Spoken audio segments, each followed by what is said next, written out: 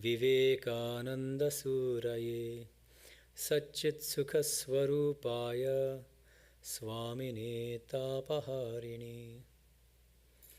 Good evening, everyone. Welcome to our ongoing class on Patanjali's Yoga Sutras. Right off the bat, I wish you a happy September 11th. I know that's a little sounds odd in an American context, but in our tradition, it's a joyous day because on September 11th, 1893, Swami Vivekananda gave his much celebrated and momentous speech at the World's Parliament of Religions in Chicago. So we see it as a wonderful and auspicious occasion when he taught the harmony of all religions. We need that more than ever with all the stuff that's going on. Today, we're going to be tackling 3 sutras in Book 2 of the Yoga Sutra, 2.23, 2.24, and 2.25. And a heads up for our next class. Our next class will be held on Thursday, September 25th at 7:30 p.m. And we'll hopefully cover the sutras 2.26 to 28 or 29, okay, with Bryant's commentary. All right, so let's plunge in. And I definitely want to get to 2.25. Swami Vivekananda has a really interesting commentary on 2.25 especially, so we'll look at that in some detail. It contains what I call his 4 maha mantras. I gave a whole class just on those statements. That comes in 2.25. So, 2.23, please repeat after me. Swami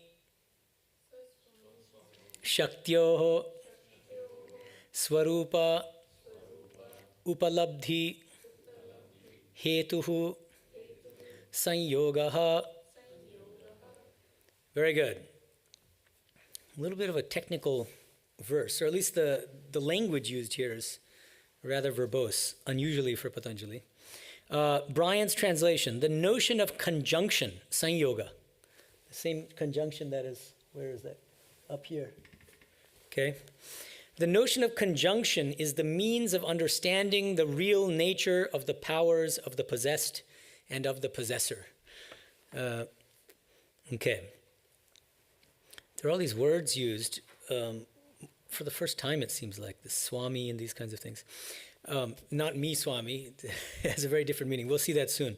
Okay, so let's start with the first paragraph of Bryant's commentary because it's useful. He gives a kind of summary of the whole book 2 and then explains this sutra in the context of the preceding sutras and the subsequent sutras. He says, tying the verses in this chapter together, meaning book 2, as touched upon in 2.15, and echoing the 4 noble truths of Buddhism.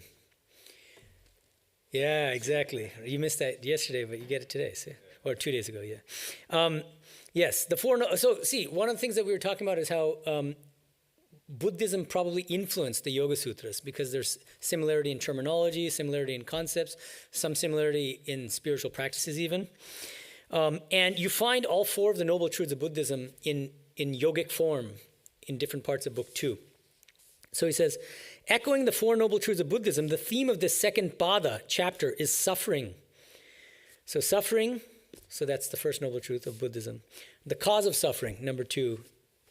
Number 3, the state beyond suffering.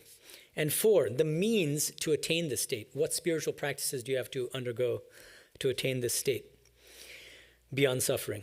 And then he says, specifically 2.1 to 14, which we've discussed already, were dedicated to the immediate causes of suffering on a psychological level, namely the kleshas especially, the afflictions and their consequences, egoism, attraction, aversion, and so on. Ignorance being the most fundamental. And then 2.15 to the reality of suffering itself. Remember this, the famous verse, the yogi sees that literally everything is suffering. Even our so-called happy experiences are actually a form of suffering. It's quite interesting. 2.16 is devoted to future suffering that can be avoided. 2.17, to the cause of suffering on a metaphysical level as the union, sanyoga, between the seer, drashtar, and the seen, drishya. Okay, so here we're moving toward exactly what 2.23 also talks about. So 2.17 has already talked about how the ultimate cause of our suffering is the union of Purusha and Prakriti. Okay. And we'll talk about it in a second. What does that union mean and so on. Okay, 2.18 to 19, suddenly it shifts from the seer. In our true nature, we're Purushas, which are just pure witnesses, pure consciousness, right? Suddenly to the seen, drishya. So instead of drashtar, it's now focusing on drishya, objects of awareness in the world, everything in Prakriti, in nature. Okay, then 2.20, it shifts back to the seer, the drashtar, or drik, that famous Advaitic text, drik, drishya viveka. So this is the drik, the seer. So 2.20 focuses on the seer and the state beyond. So it's like toggling back and forth between these two categories. Sometimes talking about our true nature as Purusha, sometimes talking about objects of awareness in Prakriti. Okay. And then 2.20 to the seer, in 2.21 to 22 to the seen again back to the objects of awareness in Prakriti.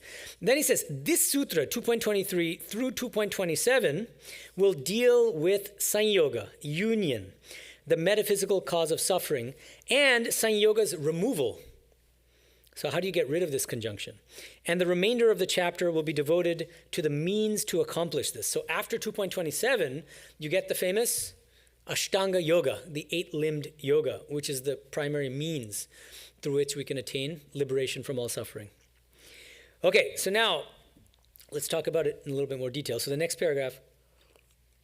This sutra was composed with the intention of explaining the nature of the conjunction or association, the sanyoga, between Prakriti and Purusha, says Vyasa. Okay, so let's start our journey.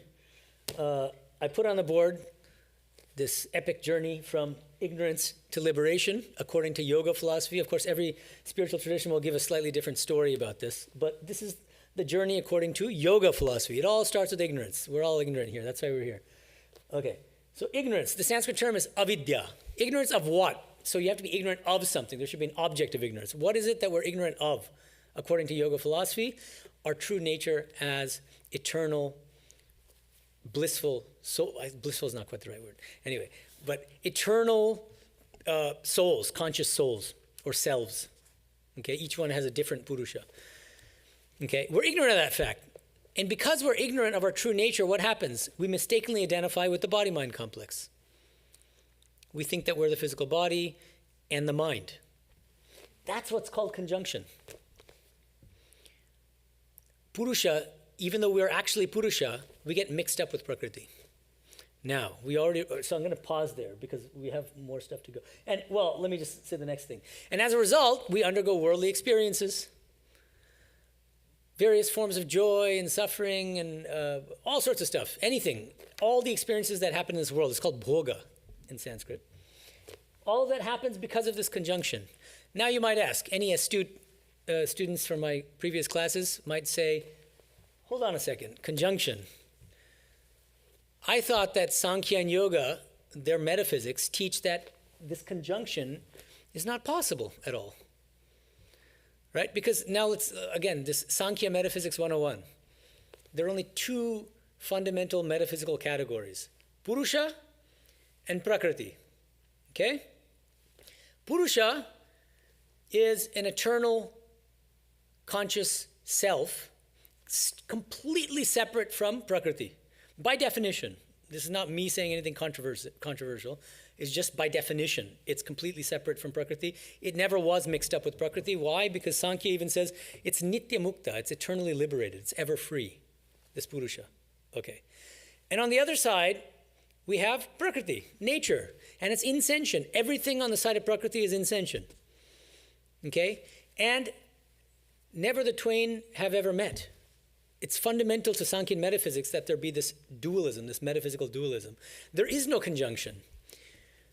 So our ignorance is that we think there's a conjunction.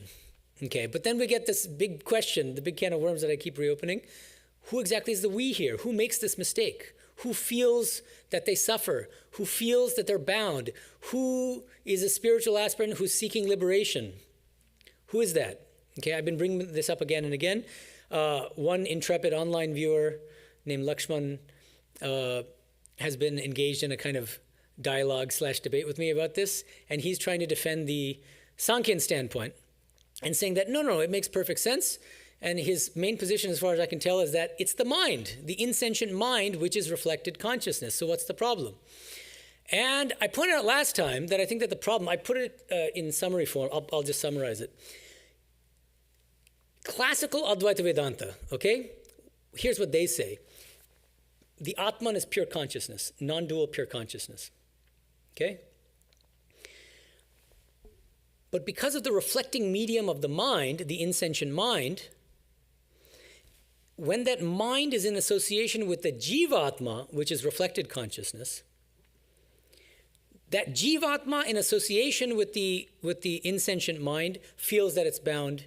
That's the transmigrating entity. What's the thing that reincarnates from birth to birth? What's the thing that feels bound, that experiences suffering and happiness, that seeks liberation? That's, according to classical Advaita Vedanta, the answer is the Jivatma, the conscious Jivatma, in association with the body-mind complex.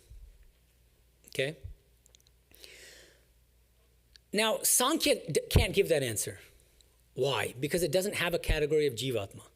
And so what my argument was is that in Sankhya, you get Purusha, which is the conscious self. You get the mind, the insentient mind on the side of Prakriti, which is the reflecting medium or the reflector of consciousness. But then what is the reflected consciousness? And as far as I can tell, Lakshman, you're saying that mind itself is the reflected consciousness, but I can't play both roles. It can't be both the reflecting medium and the reflected consciousness. You need a third entity. Now, I have to add the really delicious irony here, which is that he followed up, and so he made comments on the last class as a response. So thank you, Lakshman. I read through it. I don't have time to actually go through all of it, but I want to make one point here, which I find quite interesting. He came out in one of his comments as a classical Advaita Vedantan. So he says he's a follower of classical Advaita Vedanta. Why is that ironic? Well, Lakshman, I strongly suggest that you read Shankara's commentary on Brahma Sutra 2.2.1 through 10, the first 10 sutras of 2.2 of the Brahma Sutra. Why? Because there, in those 10 sutras, he is quite vigorously criticizing Sankhyan metaphysics. Shankaracharya, the great Shankaracharya, the great classical Advaita Vedantan, is criticizing Sankhya philosophy, Sankhyan metaphysics, arguing that it's incoherent for a number of different reasons, one of which is basically the one that I've been arguing. Let me read you directly. This is a quotation from his commentary on 2.2.7 of his commentary on the Brahma Sutra. Shankaracharya says, there can be no conjunction between Purusha and Prakriti. The word sanyoga is used actually. There can be no conjunction between Purusha and Prakriti, since Prakriti is insentient. And Purusha is a pure detached witness. And there is no third entity to bring them into conjunction. Are you following? I'm going to repeat it again. There can be no conjunction between Purusha and Prakriti, since Prakriti is insentient, Purusha is a pure detached witness, and there is no third entity to bring them into conjunction. Advaita Vedanta gives a third entity. It's the jiva. And Lakshman adds in his comment, yeah, but the jiva is not real. From the ultimate standpoint, that's true, but don't mix these standpoints. It's very important. The question is posed from the transactional standpoint, from the empirical standpoint. Who exactly feels that they're bound? Who is ignorant? Who feels that they're suffering? Obviously, that's asked from the empirical standpoint, not from the ultimate standpoint. So the answer needs to come from the empirical standpoint. Classical Advaita Vedanta's answer from the empirical standpoint is it's the jiva. It's the jiva. That's the third entity, which Shankara says is missing from the metaphysical dualistic system of Sankhya and Yoga philosophy. Okay, so, Lakshman, try again. Okay. No, it's a fun debate. I appreciate it. He's the only one, but other people should get involved too, and I can continue to debate with you. Okay, so now, next paragraph. This is the next paragraph of the commentary in 2.23. Bryant says, this sutra was composed with the intention of explaining the nature of the conjunction or association, sanyoga, between Prakriti and Purusha, says Vyasa. And now it's going to explain the technical terminology used in the sutra. Purusha is the possessor, the Swami. So Swami in the sense of possessor. okay, the owner of something. And he is conjoined with that which he possesses, sva, namely prakriti, inner objects. So Swami stands for Purusha, and sva stands for this world of nature, the scene, objects of awareness, okay? Worldly experience means perceiving the scene. What does it mean to have worldly experience? It means I see the stuff out here in this world. And liberation means perceiving the real nature of the seer. Liberation means I realize my true nature as Purusha, as the seer, which is separate from nature. Ignorance is the cause of the conjunction between the seer and the seen. And true knowledge dispels ignorance and is therefore the cause of liberation. So now, I have to add this word apparent here because according to Sankhyan metaphysics, Purusha can never actually be conjoined with Prakriti. But we mistakenly think that they're conjoined. So the whole problem is that we're making a cognitive error. We mistakenly think that Purusha is conjoined with Prakriti. In fact, they never were. And it's in the state of liberation that we finally realized that we were never conjoined with Prakriti. But now we're going to find again and again that in these ensuing sutras that the commentators keep referring to Purusha as the one who's making the mistake. Purusha is making the mistake of feeling that it's identical with the body-mind complex, getting mixed up with Prakriti. Why doesn't that make sense? Well, because Purusha is ever free. It's Nitya Mukta, so that can't be the one making the mistake. So we end up with the same problem again and again and again. Because, as Shankara says, Sankhya does not posit this third mediating entity between Purusha and Prakriti. Right? This pure witness on the one hand, which is Purusha, and objects of nature on the other. Body, mind complex, everything. What do we need? We need an individual conscious soul in between to mediate. An individual conscious soul, that's the Jivatma. And that's missing from the Sankhyan system. And Shankara's Advaita adds that. Other schools of Vedanta also add it. Okay, so my argument is that we need to posit a Jivatma to make sense of who is bound and liberated. Yeah. Can we give the mic to Sean, right? Sam, sorry. Oops. All good. Isn't the Jiva, in terms of Advaitin, though, identical with the Brahman? Yeah, in classical Advaita. In classical, yeah. That's what Lakshmana is saying, that actually the Jivatma doesn't exist from the ultimate standpoint. That's true, but what did I say? I said, the question that we're asking is posed from the empirical standpoint. Right. Right? Mm-hmm. Who is bound and liberated? And so the answer needs to be given from that standpoint, right? And that's why it's still legitimate to invoke the Jivatma, even if it's unreal from the ultimate standpoint. Mm-hmm. What does this remind us of in our tradition, in our spiritual literature? Anyone who knows our literature well? It involves an incident between Swami Vivekananda and M. Anyone? It's been so long since I read the Gospel. Okay, but this isn't in the Gospel. It makes it even harder. So this is an incident that took place, I think it was in Kashi, actually, in Varanasi. And M, after Swamiji comes back from the West, he starts starting all these social activities. He's having monks do all sorts of stuff in hospitals and schools and all.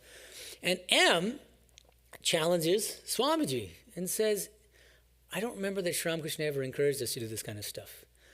Aren't all these philanthropic activities within the realm of Maya? He says this, he uses the word Maya here. And so how is that going to help us get liberation? You know, what did Swamiji say in response? Come on. Does nobody know this story? It's a very profound incident, actually. How would you respond if you were Swamiji? This is an interesting question. Anyone? She's thinking hard, I can tell. Huh? They're doing karma yoga. Right. Liberating ourselves, helping all the others by that. Mm-hmm. Sure, yeah. He could have said that. And he does often say that through these philanthropic activities, we're doing karma yoga, purifying our minds, and thereby eventually attaining liberation. But he says something even more startling and kind of radical. What does he say? He says, liberation also takes place within Maya. None of you are aware of this incident. This is quite interesting. Yeah, you should look it up. He says, yeah, you're right. Philanthropic activities take place in Maya. So does liberation. The thing we're seeking also takes place in Maya. This is very interesting. And I think that's the deeper import of this sutra, actually, this 2.23. Hariharananda Āraṇya, who is this great modern Sankhya yogi monk, He says it very clearly. In explaining this sutra, he says, conjunction is the cause which results in the realization of the object as property and of Purusha as its owner. The union of Purusha and Prakriti produces, the conjunction of Purusha and Prakriti produces cognition, knowledge. That knowledge is of two kinds, either misapprehension, which amounts to experience of pleasure and pain, and correct knowledge, that is liberation. So this conjunction is also responsible for this discriminative knowledge, this liberative knowledge. He says, therefore, both experience and liberation arise out of conjunction. That is, both the forms of awareness, experience and liberation, are states of alliance, states of conjunction between Purusha and Prakriti. So I think that's very similar to what Swamiji is saying, actually, is that even liberation takes place within the realm of Maya. That's using the language of classical Advaita Vedanta. The word Maya is not used in Sankhya and Yoga, but the term conjunction is used. And what's radical about this sutra, 2.23, is that it says, you might think it makes sense to say conjunction is the cause of worldly experience and suffering and all sorts of bad stuff, but how can it be the cause of liberation also? Well, let's try to follow this journey a little bit further. Okay, so because we mistakenly identify with the body-mind complex, what happens? Sometimes we're happy, sometimes we're sad, and so on and so forth. We're stuck in this cycle of rebirth. We can't get out. Then what?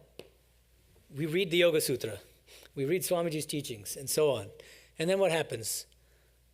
These scriptures tell us, engage in spiritual practice, get rid of selfishness, purify the mind, get rid of ego. So we start practicing Ashtanga Yoga, this 8-limbed yoga that Patanjali is going to be talking about soon. We're not going to talk about that today, but soon enough. What happens through the practice of Ashtanga Yoga? The 8th limb is samadhi. But what kind of samadhi? It starts with sampragyata samadhi. Okay? And this sampragyata samadhi is an awareness by the buddhi, by the intellect, which is on the side of nature, remember, of the distinction between the seer and the seen, and that in fact the Purusha is distinct from Prakriti. The buddhi is having this awareness, okay?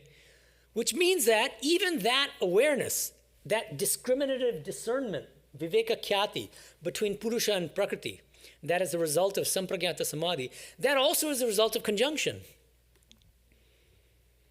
Without the conjunction of Purusha and Prakriti, you can never have this discriminative discernment within the buddhi, right?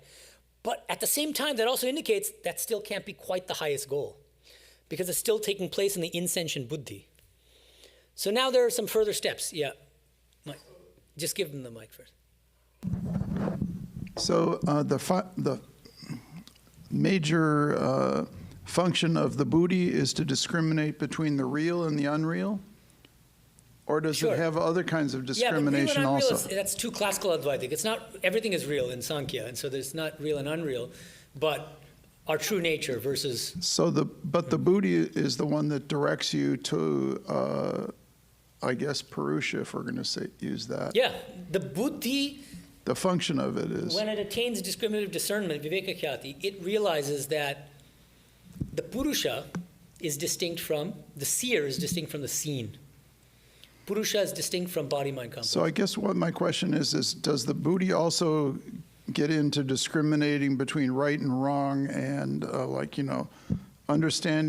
correct understanding of logistics and things like that? Yeah, at a lower level, yeah. I mean, like ordinary people use their buddhi all the time for making shopping lists and doing various things, yeah. It's just that spiritual aspirants at a high level use that same buddhi to discriminate between Purusha and Prakriti, yeah? Okay, so now, notice, the journey doesn't stop here because that's still a product of conjunction, and the ultimate goal is disjunction. How do you arrive there?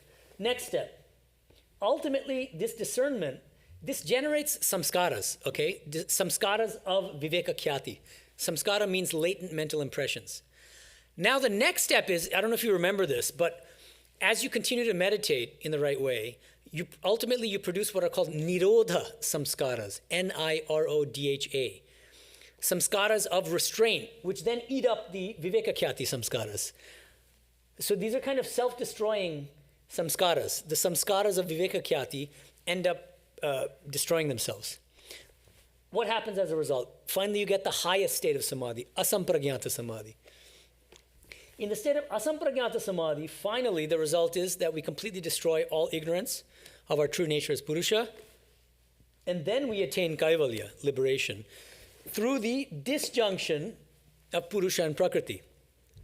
So, this is controversial, I just want to flag this, but one way of interpreting 2.23 is that all the way up to here, and even arguably up, more or less up to here, discriminative discernment, viveka-khyati, we're still at the level of conjunction, okay?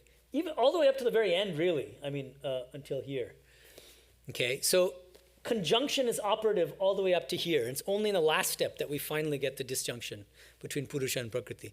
But then again, as I've been saying, there never was conjunction, right? So that's part of the issue. There was only an apparent conjunction, and then you realize there never was any conjunction. Well, who's the you there? Who is the one who felt that he or she was conjoined with nature? Very hard to answer that question, in my opinion. And see, I agree with Shankara on that. Okay, now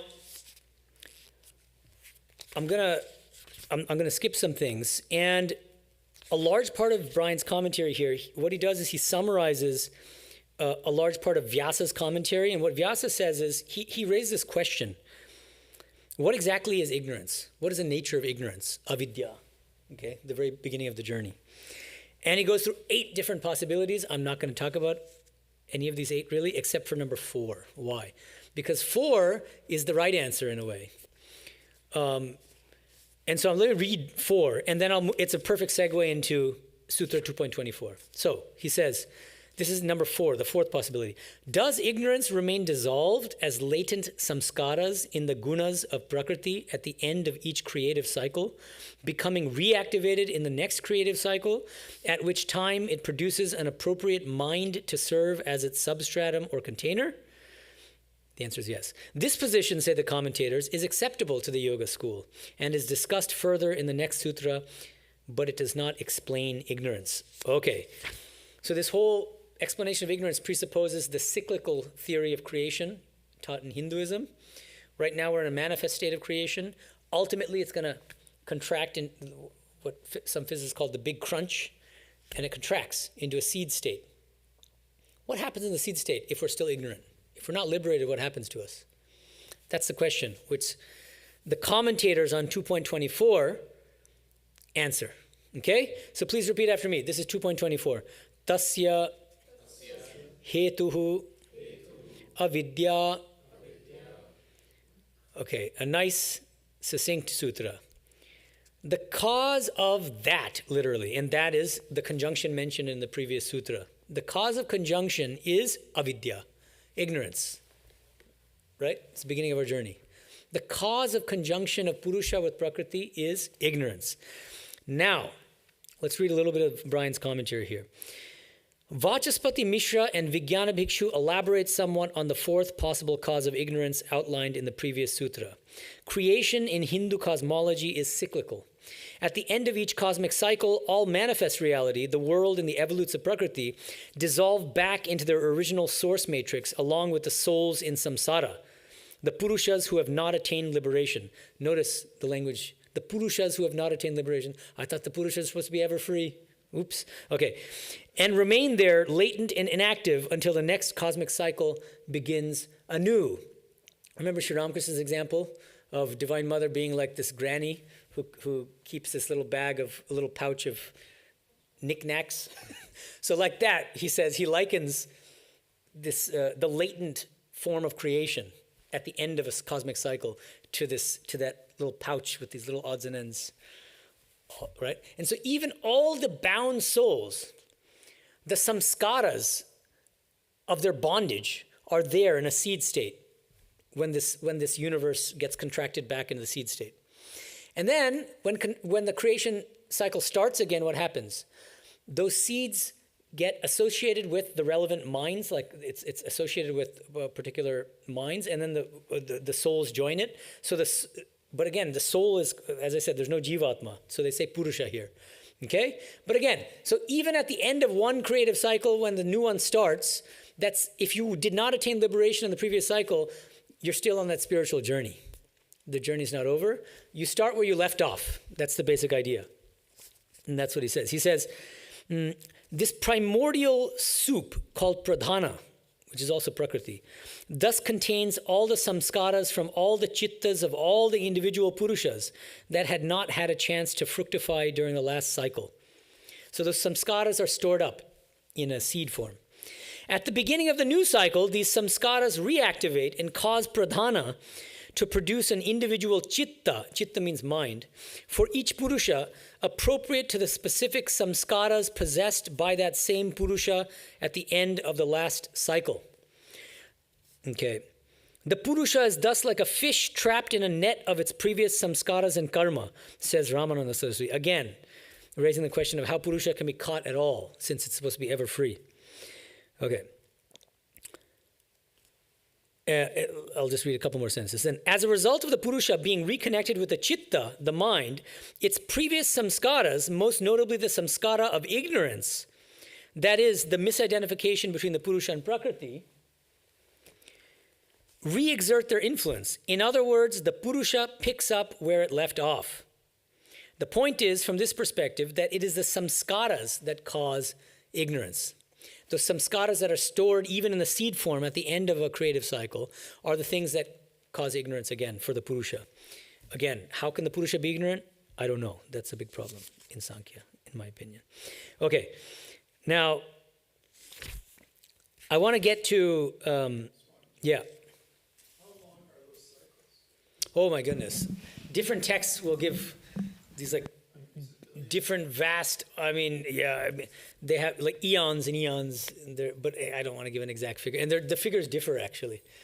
Just as the figures differ on, even the question of are we in Kali Yuga, most say yes, but then there's a tradition called Kriya Yoga, Paramahamsa Yogananda, who says we're not in the Kali Yuga, we're in a different Yuga. And how long is the Kali Yuga? How long is it? These are all kind of, yeah. Well, Swamiji says that with the advent of the Ramakrishna incarnation that the Satya Yuga has begun. Now then there's a question of, did he mean that metaphorically? Was it hyperbole? Or are we meant to take it literally? That's up to you folks.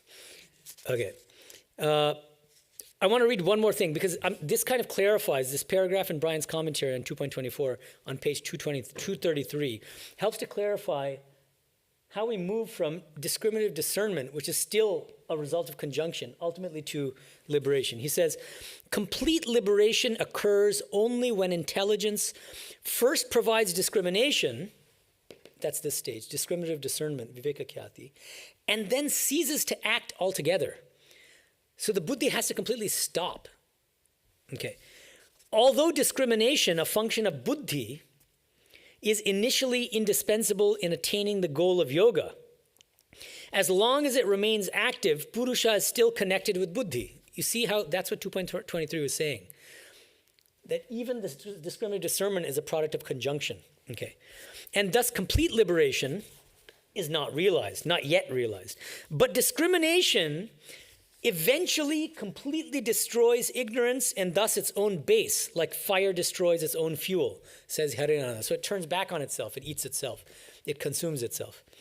This results in asampragyata samadhi, the final goal of yoga. So I think that's a nice way of just summarizing why we can't just stop at this viveka-khyati, because that's still in the buddhi, which is still a result of this conjunction, which is the whole problem in the first place. To get rid of that conjunction, we have to go further to achieve asampragyata samadhi.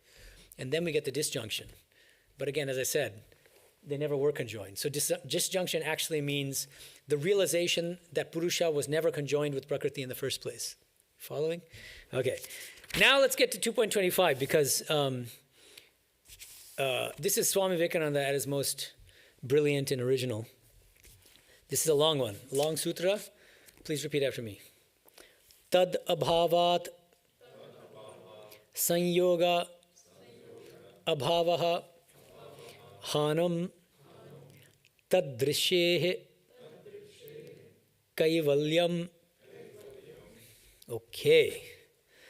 Bryant's translation. By the removal of ignorance, Tad. The tad here is referring to avidya from the previous verse, ignorance. Tad abhavat. In the absence of ignorance, sanyoga abhavaha. Sanyoga is that word for conjunction. Abhava is the same word used again. So when ignorance is removed, what happens? Conjunction is removed. Okay. Hanam, this word is kind of interesting, but Bryant renders it as freedom, escape, liberation. Okay. Hanam tadrishehe. Of what? Freedom of what? Of the seer, the drashtar, the seer, purusha. Kaivalyam. And this is called kaivalyam, the ultimate goal. Okay, let me read Bryant's brief commentary, and then we're going to focus on Swamiji's commentary for the remainder of the class, because there's a lot to unpack there. Okay, so Bryant says, keeping our eye on the ball thematically, in 2.15, Vyasa identified 4 aspects covered by the science of yoga. Samsara, the cause of samsara, liberation from samsara, and the means of liberation from samsara. So again, corresponding to the 4 noble truths of Buddhism, right? You can tell. It's very similar. This Sutra 2.25 discusses the 3rd aspect of yoga, liberation or freedom from suffering and its cause. And then Bryant says, freedom, hanam, the word hanam in the sutra, is the eternal cessation of bondage, says Vyasa. This occurs when ignorance is fully removed, as a result of which the conjunction, the sanyoga between purusha and buddhi, the cause of suffering, is removed. In other words, says Vyasa, purusha never gets mixed up with the gunas again. But in fact, it never was mixed up with the gunas. Remember, that's the whole problem. When the cause of suffering has been removed, suffering disappears, and purusha is established in its own true nature. And again, the objection from Shankara would be, and others, would be that purusha has always been established in its own true nature. It never deviated from its true nature. Then, Bryant says, this is liberation, referred to in this sutra and elsewhere as kaivalyam. Kaivalyam is usually translated as aloneness, in the sense that the purusha has severed itself from prakriti. So there's a total disjunction between purusha and prakriti and her effects, and is now situated in its own autonomous nature, but is perhaps better understood as wholeness. This is interesting. This is like, woke before woke was a thing. Because, I don't know. He doesn't have any footnote on this. He doesn't explain who suggests maybe that this is a better translation of kaivalya or why it's a better translation. It's quite interesting. Kaivalya literally means alone, aloneness, isolation, aloneness. It might be that sounds depressing to people, especially as the ideal of spiritual life. And so it's a wholeness. Doesn't that sound nice and hippie? But I don't see any justification for it etymologically, philosophically. Wholeness of what? Not clear. So anyway, that's a kind of an interesting, so I just put a question mark next to that. If any of you have an idea as to why, first of all, who suggests that wholeness is a better translation of kaivalya than isolation or aloneness? And then secondly, why is that preferable, and how do you justify that etymologically and just philosophically within the system of yoga? Okay, so now let's look at Swami Vivekananda's commentary on the same 2.25, the sutra. Any of you, how many of you have read Raja Yoga or parts of it? Yeah, many of you, right? You're aware that there's an epigraph then, right? Do I have to define what an epigraph is? No, okay. It's a powerful quotation that occurs at the beginning of a text, right? And so what do we have as the epigraph to Raja Yoga? We've got what I call the 4 maha mantras. I'll read them in the context of the commentary. But then it's got these 4 maha mantras, and then it says, from commentary on Yoga Sutras 2.25. So we finally got to that today. Look at that. So we'll be talking about that now. Okay, what does Swamiji say? He's doing something really brilliant here, because he's basically, he's saying that this one sutra, out of all the sutras you could have picked, there are hundreds of sutras in the Yoga Sutra, he chooses this one. And he says, this contains the essence of all religions and all spiritual paths. This one sutra. How can it do that? Let's see what he says. According to yoga philosophy, it is through ignorance that the soul has been joined with nature. You following? Okay. The aim is to get rid of nature's control over us. That is the goal of all religions. See the brilliant move? He goes from talking just about this particular sutra within the context of yoga philosophy, and then suddenly he shifts to looking at all the world's religions. That is the goal of all religions. What is the goal of all religions? To get rid of nature's control over us. Then he says, and then the first Maha Mantra, each soul is potentially divine. Second Maha Mantra, the goal is to manifest this divinity within by controlling nature, external and internal. And we'll pause at each one, but let me read them first. Third Maha Mantra, do this either by work or worship or psychic control or philosophy, by one or more or all of these, and be free. Fourth Maha Mantra, this is the whole of religion. Doctrines or dogmas or rituals or books or temples or forms are but secondary details. Those are the four Maha Mantras which comprise the epigraph to this book, Raja Yoga. But then his commentary goes on, and I think it's very important. Partly because, before I read on, let me pause a little bit. Okay, let's revisit these Maha Mantras one at a time. First Maha Mantra, each soul is potentially divine. This is interesting. Lakshman and others who are classical Advaitins, they may be a little disappointed here. Why might they be disappointed? What would a classical Advaitin be expecting here? Yeah, exactly. The word potentially is off-putting to proper Advaitins. Why potentially? Fully, actually, really divine. Each soul is divine. Drop that pesky adverb. That's what the classical Advaitin would say, but he keeps it in there. I think that's significant. Why? Why do you think he does so?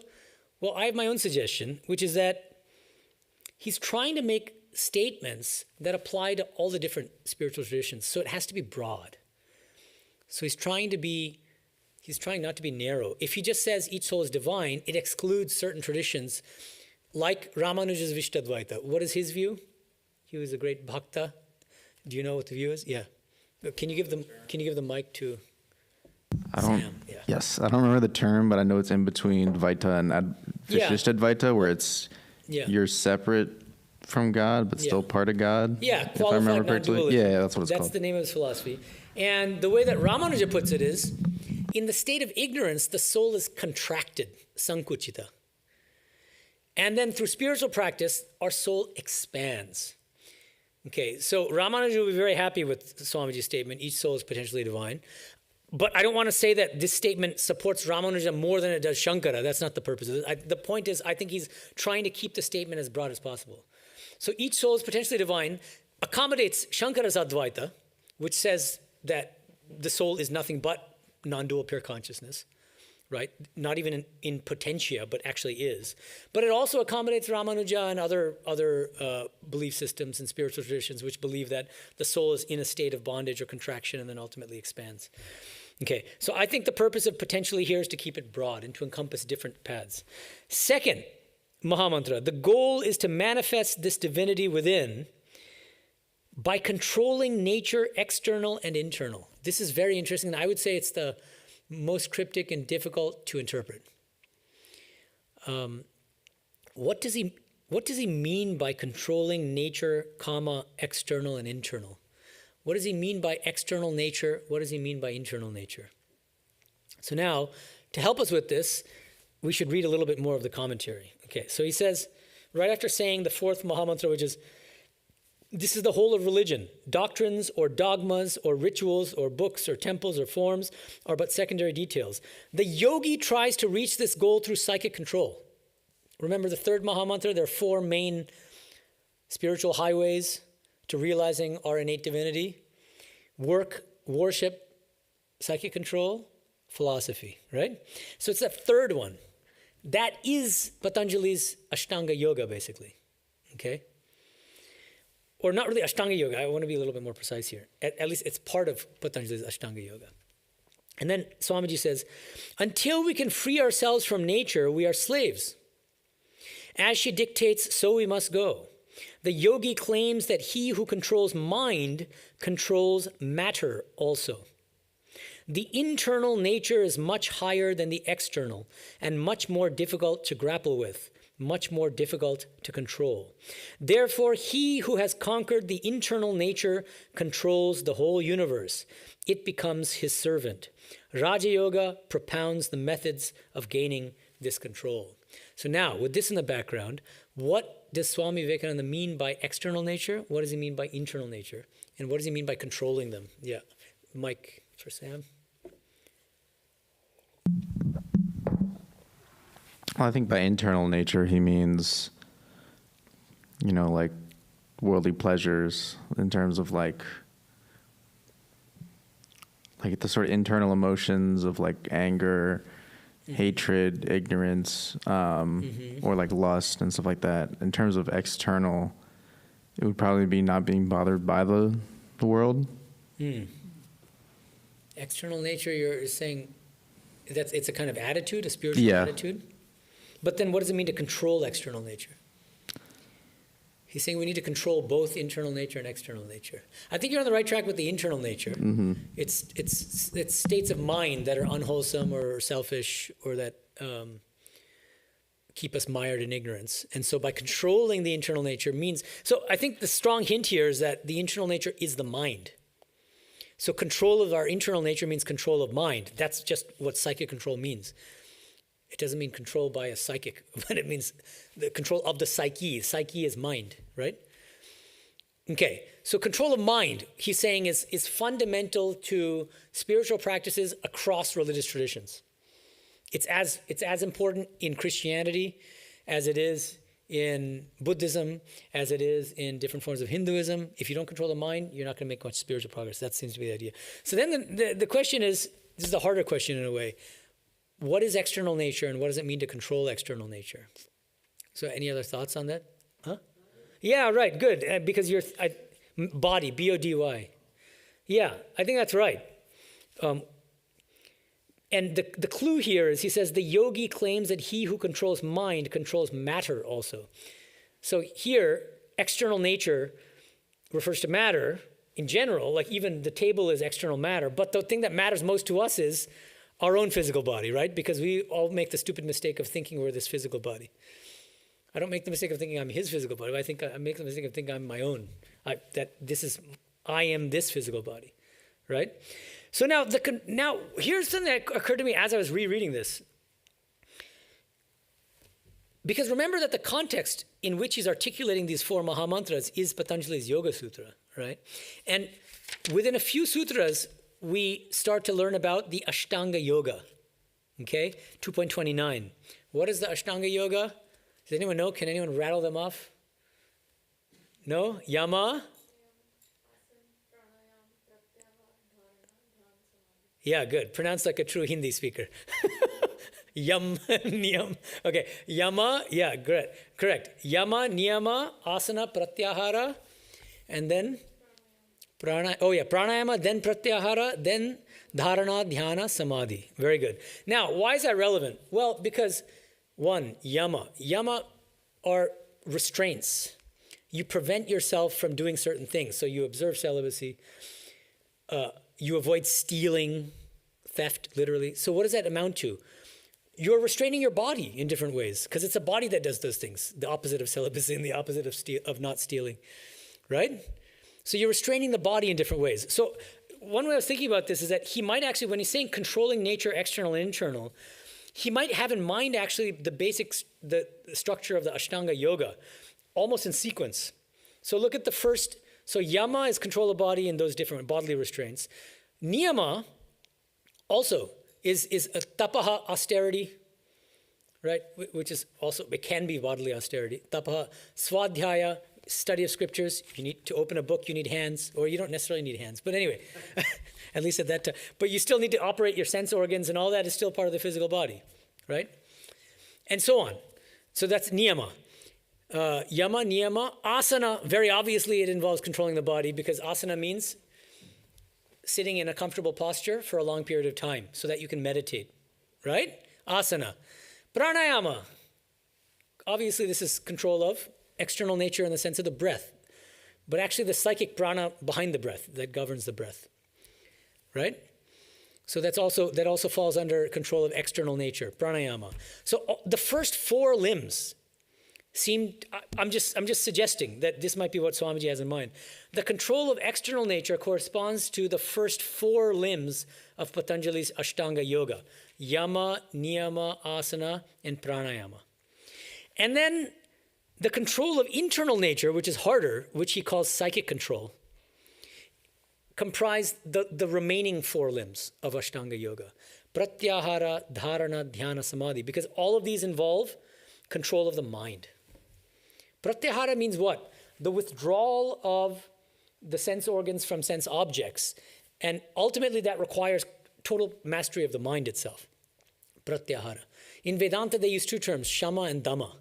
Dhamma means you withdraw sense organs from sense objects. But then the even higher practice is what's called shama, which means you're actually controlling the mind so that it doesn't hanker after sense objects in the first place. See, it's one thing to just wear a blindfold and avoid seeing temptations, but the harder thing is to conquer the mind so that the mind doesn't even want the sense objects in the first place.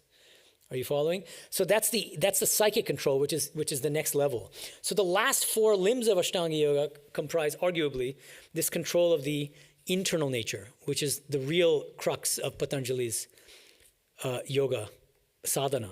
That's why Swamiji says that's psychic control. Now, another thing I wanted to bring to your attention, that this 3rd Maha Mantra, do this either by work, so what does that correspond to? Which of the 4 yogas? Obviously, Karma Yoga, or worship, Bhakti Yoga, psychic control, Raja Yoga, or philosophy, Jnana Yoga. This is another important thing, I think, to keep in mind. When we read Swamiji, when we read the complete works of Swami Vivekananda, these 4 yogas come up in many different contexts, in many different ways. One thing to keep in mind is that he defines the 4 yogas in 2 different ways, in different contexts. Sometimes he defines, and let's just take one as an example, like Jnana Yoga is especially interesting, I would say. The path of knowledge, okay? Sometimes he defines the path of knowledge very narrowly as the path of knowledge taught by classical Advaita Vedanta, like Shankara. What does that mean? It's a very precise practice. Shravana, manana, nididhyasana. You listen to a qualified guru who tells you you are nothing but non-dual pure consciousness. Manana, you reflect on that teaching. Nididhyasana, you internalize that teaching and you meditate on your true nature as non-dual pure consciousness. That's all that the path of knowledge is, in the narrow sense. But notice how he's defining it here. Is he defining it in the narrow sense? No, he's just defining it as philosophy. So it's quite interesting. In other contexts, you're going to find that Swami Vivekananda defines the path of knowledge in a much broader way. Sometimes he'll say it's the use of the intellect, the use of reasoning, philosophizing, philosophy. So this is what he's giving here is very broad definitions of the 4 yogas that are not specific to a particular Hindu tradition. Right? Why does he do that? Because he, like his guru Sri Ramakrishna, taught the harmony of all religions. How did Swami Vivekananda arrive at the harmony of all religions? I talk about this in detail in chapter 3 of my book, Swami Vivekananda's Vedanta Cosmopolitanism. But the steps are roughly this, that all of the 4 yogas are direct paths to liberation. Okay? It's a key premise in Swamiji's argument. Number 2, each of the world's religions corresponds to or contains within it one or more of these 4 yogas. Just think about it. Islam and Christianity, Judaism, they're full of bhakti, for instance. They also have karma yoga. So you've already got 2 yogas in there. It doesn't mean that it only has 1, but at least 1, right? And if each of those yogas takes us to the highest directly, then what follows? Number 3. What logically follows is that each of these world religions can take us to the highest without the need of the others, right? So just by practicing Christianity, I can realize the highest. Just by practicing Islam, I can also reach the highest. Just by practicing some form of Hinduism, I can also reach the highest. And there's no higher and lower, right? So I think part of the reason why he's defining these 4 yogas broadly is because it's important in the context of the harmony of religions, which is relevant here, because he's trying to harmonize all the world religions in his commentary on this sutra here. Okay. And so in the broad sense, each of the 4 yogas cultivates a different aspect of the human personality. Karma yoga cultivates what? The volitional side of our personality. Will. I want to do something. I want to do things. I want to be up and doing. Raja yoga, psychic control, cultivates our faculty of meditation, concentration, which is extremely important these days with our shrinking attention spans and social media. And so things like mindfulness practice, breath mindfulness, yogic meditation, all the japa, these things are really, really helpful as a kind of antidote or counterpressure to this crushing contemporary emphasis on instant gratification, right? Especially things like breath mindfulness is especially, I think, is especially useful. Why? Because the breath is so boring. Because then just focusing on the breath itself is a real practice. If you can just literally just concentrate on the breath as you inhale and as you exhale, even for 30 seconds, start with 30 seconds for goodness sakes. Instead of watching one of those TikTok things, just do that. Focus on your breath and then slowly increase it to 1 minute and then 2 minutes. It'll really help you. Okay, so psychic control cultivates the faculty of concentration and meditation. Jnana yoga, philosophy, the path of knowledge, cultivates, obviously, the intellect, right? Our reasoning faculty. And then what about bhakti yoga, worship, the path of devotion, cultivates the emotional side of our personality, the heart. Okay? And what's interesting is, look at the language. By one or more or all of these. By one, or look at how broad this is, how liberal this is. By one, that means you could just be a karma yogi, not practice anything else, you can realize the highest. You can just be a bhakta, not practice any of the other 3 yogas, you'll reach the highest, and so on with all 4. But then he says, by one or more, which means you can also combine them, you can do more than, you can do 2 or 3, or all of these. You can combine all of them. And he often says, even though all of these 4 yogas can take us to the highest independently of each other, it's best to try to combine them. Why? And the reason is what I just gave you, actually. Because each of the yogas cultivates a different aspect of the human personality. If you practice all 4 yogas at the same time, what happens? You're going to be running on all cylinders. You'll be using all the energy in your psychophysical system, right? It won't be a one-sided practice. You'll be using all 350 horsepower instead of just 120 or 180. Yeah? Okay. So that's the idea.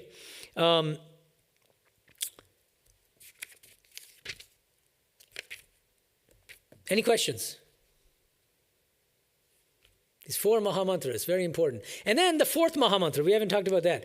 This is the whole of religion. What an extraordinary statement. Most people think religion is about believing in this prophet, that God, this book, that book, this doctrine. He says this is the whole of religion. Doctrines or dogmas or rituals or books or temples or forms are but secondary details. All the stuff that most people think is the essence of religion, he relegates to secondary details. It's extraordinary. It's polemical and it's powerful. It's really amazing, actually. And it's true, every religion, he's not picking on Hinduism or but every religion, it kind of, the more fundamentalist it becomes, the more it turns these secondary details into the primary, into the essence of the religion. And it loses sight of what's essential. And so what Swamiji says again and again is that Vedanta is what helps us to get back to the essence of all the religions. So he says, with Vedanta in the background, a Christian, I don't want a Christian to become a Vedantin. I don't want a Muslim to become a Vedantin. A Christian will be a better Christian. A Muslim will be a better Muslim because they'll understand the real core principles of their own religion better, right? It separates the essential from the non-essential. Okay. And so what is the essential? What he just explained in the first 3 maha mantras. That's the essence of religion. And everything else is just the trappings of religion. Now, we have to be careful here on the other side. We might think, well, then, is that unimportant? Is it unimportant, for instance, let's just take a simple example with Christianity. isn't it fundamental to Christianity that Christ died on the cross to redeem humanity? Surely it is. Now, doesn't Swamiji seem to relegate that to a secondary detail? He does. This dogma, this doctrine that Christ died on the cross, and by the way, other religions disagree. Islam denies that Christ died on the cross. So see, they're at loggerheads here. That's a dispute in doctrine. Christianity says Christ was God himself. Islam says false. Christ was a prophet, but he was not God, because it's blasphemy to say that a human being can be God. So there are these differences in doctrine. Why does Swamiji relegate these doctrines, these conflicting doctrines, to secondary details? Because if they were fundamental, then whoever's wrong about it will miss the boat. They're not going to get liberation. So let's say that Christ died on the cross. That means Islam is wrong. Does that invalidate Islam as a religion and as a path? No. So Sri Ramakrishna and Swamiji say no. It doesn't invalidate it. But why doesn't it? Because it's a secondary detail. Now, saying that to a Muslim, that Christ didn't die on the cross is a secondary deal, that might hurt them. I said, no, it's not. And I gave a talk at Princeton a few years ago, Princeton University, a talk on Sri Ramakrishna's doctrine of the harmony of religions. And the Hindu chaplain there, he's a friend of mine, Vineet Chandar, he was the respondent to my talk, and he belongs to the ISKCON tradition. And so after my talk, he gave this brilliant response, and part of it he said it's going to sound odd to a Vaishnava, a practicing Vaishnava, to be told that Krishna's love play with the gopis is a secondary detail. It's not important. It's not important that he sported with Radha and the other gopis. It's fundamental. It's one of the most important doctrines of Vaishnavism, isn't it? And so then I thought about it more, and the way that I would put it is this. I think what Sri Ramakrishna and Swamiji are saying is, let's take this Vaishnavism as an example. To the Vaishnavas, this doctrine is extremely important. To Christians, the fact that Christ died on the cross to save us and to redeem us from our sins is absolutely essential. But it's not mandatory for everyone to believe these doctrines. It's not mandatory for a Muslim to believe that Christ died on the cross. It's not mandatory for a non-Vaishnava to believe that Krishna actually sported with Radha and the other gopis. So it's not universally binding on everybody to believe these doctrines. It's in that sense, I think, that Swamiji says is a secondary detail. That doesn't mean that it can be a deeply cherished doctrine and maybe a fundamental doctrine in a particular religion. Karma and rebirth are very important doctrines in Hinduism and in Buddhism and in Jainism, right? And they're very important in spiritual practice for many people, for many practitioners, or so I argue in my book, Karma and Rebirth in Hinduism. Yes, Sam. I think it's also he's getting to, in terms of like you're saying, primary details and secondary details, is because I think at the end of the day, Vedanta is a mystical outlook, mystical religion. And then even there's like a quote from, I don't remember who said it. I want to say it was Rumi or someone, but it was like, theologians argue, but mystics all speak the same language or something like that. So I think it's one of those situations where it's like the map is not the territory. Yeah, no, that's right. And Sri Ramakrishna, why don't I mention Sri Ramakrishna? All jackals howl alike. He said the same thing, right? Yeah. So all mystics kind of, when they realize God. Now that gets tricky too, though. Why? Because all mystics don't howl alike. Because, St. Teresa had all sorts of extraordinary mystical visions of Christ as a bridegroom. He's hearing his voice.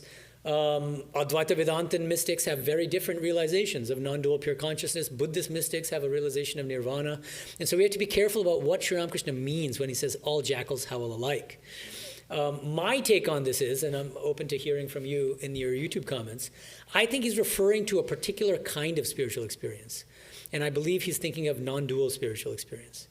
That non-dual spiritual experience, I think he's suggesting, is the same across traditions. So when Meister Eckhart, the great Catholic mystic, attained the realization of or oneness with Gottheit, Godhead, that's the same thing that Shankara realized and classical Advaitins realized in the state of Nirvikalpa Samadhi, for instance. Rudolf Otto, OTTO, has a book on this, actually, comparing Shankara with Eckhart, stuff like that. So I would suggest that when we interpret Sri Ramakrishna's teaching, all jackals howl alike, that's not meant to say that Vaishnava mystics and Christian mystics and Sufi mystics and Advaita Vedantins and Buddhist mystics all have exactly the same phenomenological experience, because I think that's inaccurate. And in fact, because Sri Ramakrishna himself, in his blind men and the elephant parable, he points out that one person is touching the tail of the elephant. That's one kind of experience. It's called it the furry experience. And then there's another person touching the trunk of the elephant. That person's having a scaly experience. Another person is touching the toes of the elephant. That person is having a cold experience. So they're all different, actually, but they're all touching the same elephant. So all jackals how alike could mean, number one, that it's referring to a kind of non-dual experience that's shared across traditions, but it could also mean that all these mystics are having different experiences of one and the same divine reality, but from different standpoints, different perspectives, if that makes sense. Do you have your hand up? You have a question? No? Oh, okay. Yeah. Okay. Any questions? This is kind of heavy. Yeah, Kaushik, can you give the mic to Kaushik? So along the same lines of the discussion that we just had, when Swamiji says that through Karma Yoga, Jnana Yoga, Bhakti Yoga, and Raja Yoga, you reach the highest. Yes. What is the highest that he's talking about? Good question. Very good. Well, here he says that the highest is, it's in the second Maha Mantra. The goal is to manifest this divinity within. Okay, now, if you go back to Sri Ramakrishna's teachings, I think Sri Ramakrishna says that this goal of manifesting our divinity within takes two fundamental forms. Okay? Either eating sugar or becoming sugar. This is his quaint metaphor, very powerful metaphor. So one form that liberation takes is dwelling in an eternal heaven in loving communion with the personal God. It could be a Christian heaven, it could be a Muslim heaven, it could be a Hindu heaven, but that's the basic structure. It's eating sugar. You're enjoying the bliss of God. How do you enjoy the bliss of God? By maintaining some separation, right? The opposite, the other form of liberation is becoming sugar. Shankarites, classical advisors, they don't like the idea of an eternal heaven. And they say, it sounds boring. I don't want to be, it'll get old after some time, you know? It's like if you're partying all the time, you're going to get tired, right? So what do they say? No, the goal has to be higher than that. It's got to be just merge in or rest in your true nature as non-dual pure consciousness. And Shankara says again and again, there's no coming and going in the highest state. So no going to a heaven, and so there's no individuality left. Okay. Now, typically, so traditional Vedantic schools, they privilege one ideal over the other. So bhaktas obviously will privilege the ideal of eternal love and communion with the personal God in some kind of eternal heaven. Advaitins turn the tables on the bhaktas and say, no, that's a lower reality, and that's a lower truth, that's a lower ideal. And so Advaitins, classical Advaitins say that, yeah, you can remain in Brahmaloka even for a long period of time. You ask about periods of time. They'll give some massive figure. You can hang out there for a long time, but not for an eternity. Ultimately, you've got to leave and merge in the non-dual absolute. So they place this Advaitic ideal of becoming sugar above the ideal of eating sugar. What does Sri Ramakrishna do? He places them on an equal footing. And he says that which ideal you choose is a matter of temperament. It's not a matter of what's higher or lower. That people of the souls of lower caliber, eat sugar. No, it's not like that. It's a matter of choice, preference. Yeah? Great question. Okay, any last questions before we wrap up the class? No? And nothing online? Okay, so again, next class, Thursday, September 25th, 7:30 p.m. We'll be reading Sutras 2.26 through 28 probably. All right, so hope to see you there. Thank you, everyone. Om Shanti Shanti Shanti Hari Om Tat Sat Shri Ramakrishna Arpanamastu.